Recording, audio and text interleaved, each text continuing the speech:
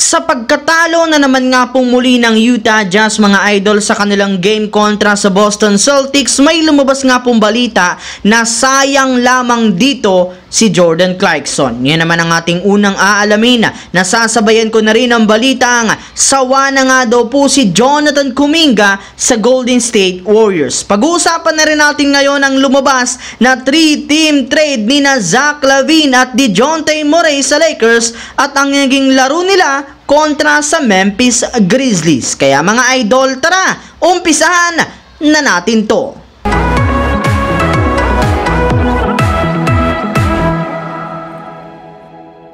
Alam naman nga po ninyo mga idol na simula nga po nang bumalik si Jordan Clarkson sa Utah Jazz, bigla na lamang nga pong nagsunod-sunod ang kanilang panalo. Ito nga ay dahil sa napakaganda nitong ipinakitang performance sa kanilang nakalipas na laban. Ngunit sadyang napaka-inconsistent para naman ng Utah Jazz ngayon kung saan sobrang nahirapan sila na talunin at makipagsabayan sa mga legit contender katulad na lamang ng Boston Celtics na tinalo at tinambakan sila ngayong araw 126-97. Yes mga idol, hindi man lang nga sila nakapalag dito simula ng umpisa hanggang sa pagtatapos. Kaya dahil dyan, may ilang mga NBA analyst na ang nagsasabi na sayang lamang dito si Jordan Clarkson since hindi nga siya nagagamit ng tama, plus napakalaki sana ng potensyal nito na maiaambag sa isang legit championship contender. Samantala, pumunta naman tayo sa ating pangalawang storya sa balitang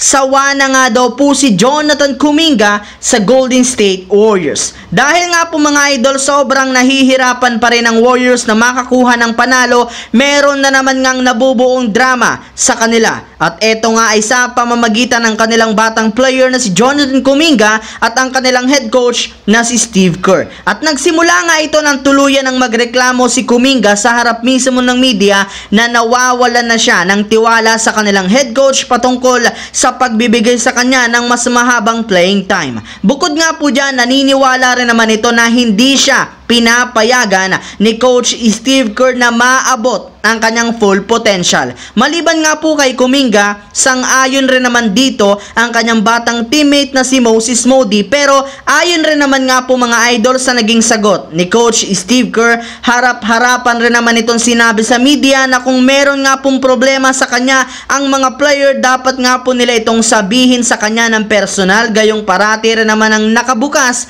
ang kanyang pinto. Naiintindihan rin naman nga niya ang kanyang mga player since napagdaanan rin naman niya ito noon. Habang dumako naman tayo sa ating huling pag-uusapan ngayon sa lumabas na 3-team trade ni Zach LaVine kasama si DeJounte Murray sa Lakers at ang naging laro nila ngayong araw. Sa kagustuhan nga po mga idol ni Rob Pelinka na mapalakas ang kanilang lineup, napakaraming mga malalaking trade ang nagsilabasan ngayon. At isa nga dyan ay ang inilabas ng posibleng 3-team trade na gagawin nila kasama ang Chicago Bulls at Atlanta Hawks. Bale, dito nga po makukuha ng Bulls sina Austin Reeves, Rui Hachimura at isang future first round pick. Masusungkit rin naman nga po ng Hawks sina D'Angelo Russell, Gabe Vincent, Jalen Hood-Schifino at isang future first round pick. Habang makukuha naman dito ng Lakers sa wakas ang matagal na nilang gusto na sina DeJounte Murray at Zach LaVine. And speaking of Lakers, sa kabila nga po ng nagsilabasang trade sa kanila,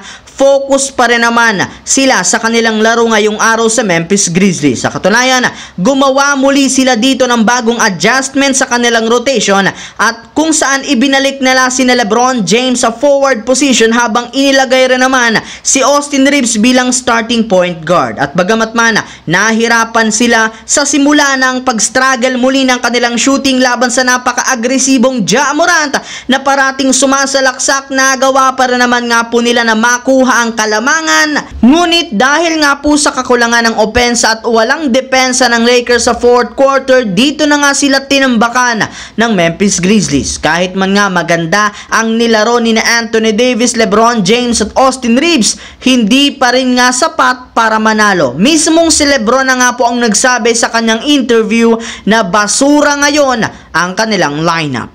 So yun lamang mga idol ang ating bagong video ngayong araw na ito na ating pinag-usapan ngayon. Once again, this is your J-Zone TV. Huwag kalimutang mag-like at syempre mag-subscribe na rin.